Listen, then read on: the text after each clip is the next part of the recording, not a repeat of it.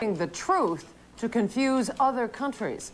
CNN's Richard Roth reports one university is trying to make its students aware of the practice.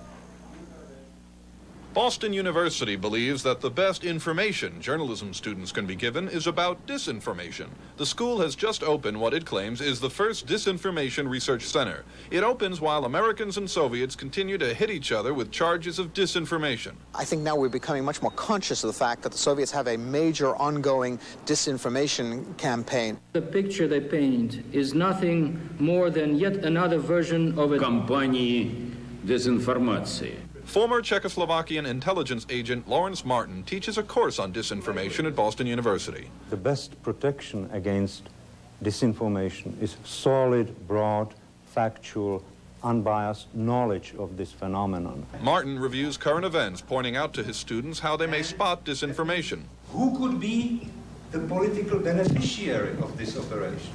Usually the answer to Professor Martin's question is the Soviet Union. That is why critics of the Boston University disinformation program charge it is really an anti-Soviet propaganda class. It looks to be an attempt to introduce a view of the Soviet system under the guise of transferring neutral information to journalists for the professional use. The critics say the disinformation course is one more example of Boston University President John Silber's conservative policies. Last year, he backed a training program for Afghan rebels in Pakistan.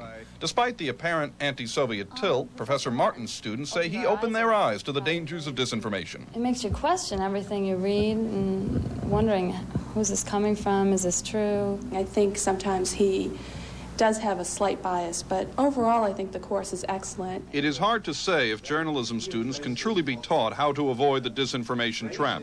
Some might say that journalism students listening to Professor Martin are getting first-hand experience figuring out who to believe on the subject of disinformation. Richard Roth, CNN, Boston.